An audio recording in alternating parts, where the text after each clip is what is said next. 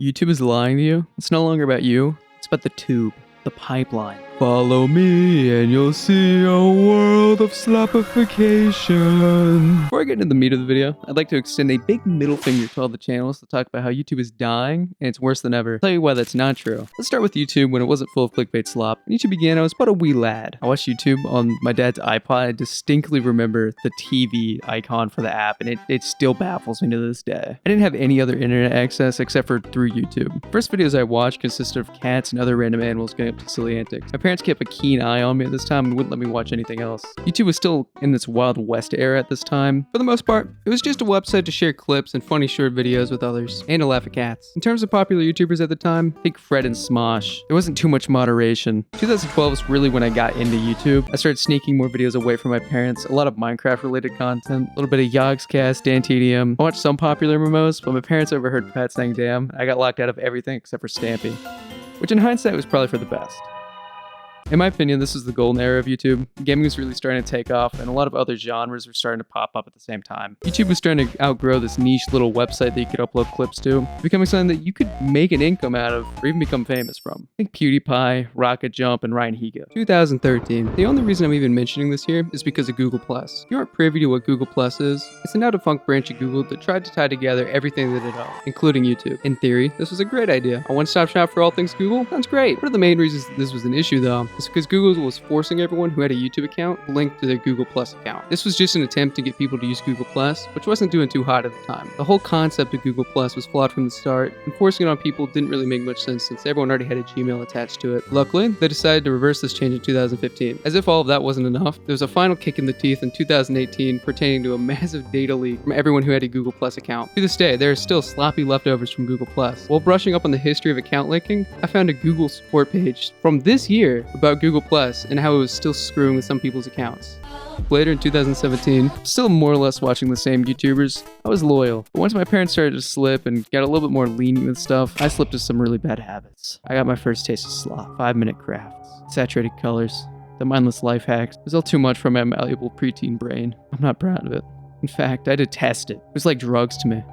I just kept watching. Never forsake the teachings of Dare. Don't start watching any slop or you'll end up how I was. YouTube really started to push advertiser-friendly content around this time. They wanted everything to be PG and family-friendly. That dolphin sound effect that was on every gaming video was working overtime to stop kids from hearing swear words. More channels like 5-Minute Crafts started popping up, and this is really where content farms came from. There was an easy gap in the market, so a lot of commentary YouTubers were quick to jump on to making fun of this type of stuff. Some are really creative and funny about the way that they were tearing this down. Some are really boring and did more reactionary type content. The boring reactionary type stuff is what I consider slop. It was just delivering information to the viewer with no added pizzazz, no personality. It stripped the you from the tube. And it was making bank. You didn't have to have an interesting personality to make videos. You simply talk loudly about another channel making garbage, and you were in. These boring, hardly transformative videos really lowered the bar of quality for making profitable videos on the general YouTube space. This has persisted to this day. You can talk about a situation without adding much to it and you're good. This situation is crazy. Has been used to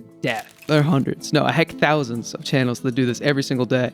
And it's easy and they get a ton of people to watch. Most people don't want to feel like they're being left out of the loop, so they watch these channels to stay in the loop. No shade to the people running the channels though. Get that bag, queen. Yas, slay. You can either get your slop fed to you by Poo Poo Doo Doo Pee Pee Man, the guy who likes fat furries, one of the numerous Out of Touch Twitch streamers, or ADHD Man. The choice is yours if you care about staying updated. Now I pose the question, does this content being popular really make YouTube boring?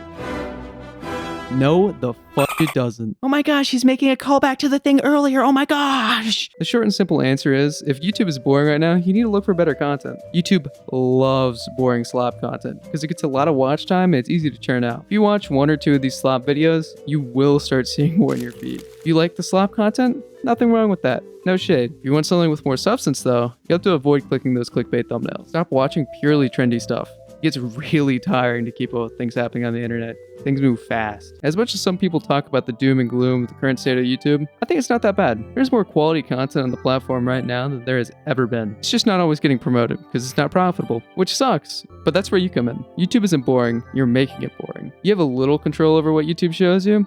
Use that to your advantage. YouTube may not be about you anymore, but you can make it to if you do it right, both for viewers and content creators. You make YouTube more entertaining by watching content with a soul. I'm talking content that's made by someone who genuinely cares about what they're talking about. Despite its problems, YouTube is still great. The best it's ever been. We're out of the Google Plus era. Creators are earning more money than they ever have for their hard work, and they're the most talented creative people on the platform that there have ever been. And heck, if it's still boring, take a break. Explore other mediums of entertainment. Find new music. Pick up a new hobby. Go outside. Maybe stop putting off that task that you're currently putting off in place of YouTube. Usually helps to watch without any guilt.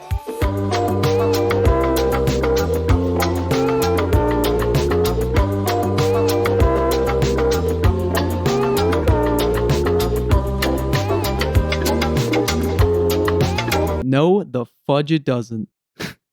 Such a stupid bit.